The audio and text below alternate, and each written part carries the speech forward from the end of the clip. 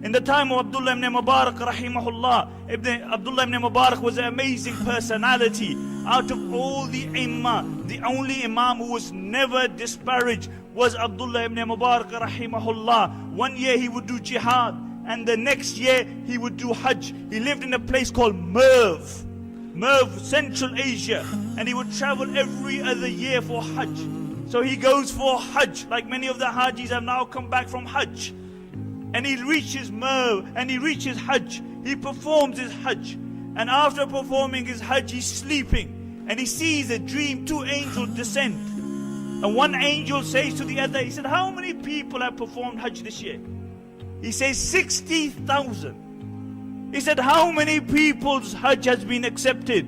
He says, not even one. Not even one. Besides one man called Abdullah ibn Muqaffal, a cobbler from Damascus. He didn't even attend the Hajj, but Allah accepted his Hajj. Abdullah ibn Mubarak rahimahullah wakes up in the morning. He's deeply concerned about this. He's shaking, he's perspiring, and he hurries to Damascus. And he reaches Damascus, and he asks the people of Damascus, do you know a man called Abdullah ibn Muqaffal? And they direct him to his house. He knocks on the door. Abdullah opens the door. He asks him name. He says, Abdullah ibn Muqaffal. He said, what's your profession? He said, I'm a cobbler. So he says to Abdullah, he said, I want to ask you a question. I saw a dream, and I want to ask you about this dream. So he relates the dream to him. And Abdullah ibn Muqaffal says, I'll tell you, I am a cobbler, and I had a deep desire to perform Hajj, but because my income is very little, for the last 20 years, I have been saving up to perform Hajj.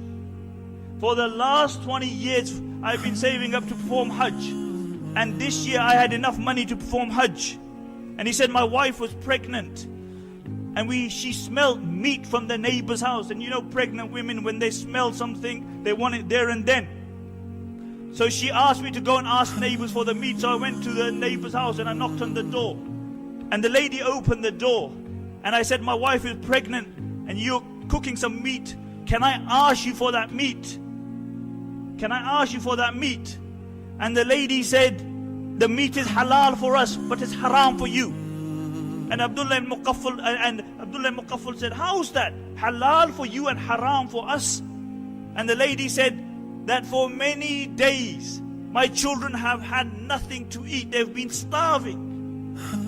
And today I was walking on the street and I saw a dead donkey, and I cut the meat from the donkey, and to feed my children I came, and the meat that I am cooking is that meat of the donkey. So it's halal for us and it's haram for you. And Abdullah ibn Muqaffal says, I went home. I bought all the money that I had gathered for 20 years and I gave it to this lady, and I said, this is my Hajj. He didn't even perform Hajj, but Allah gave him the reward for performing the Hajj.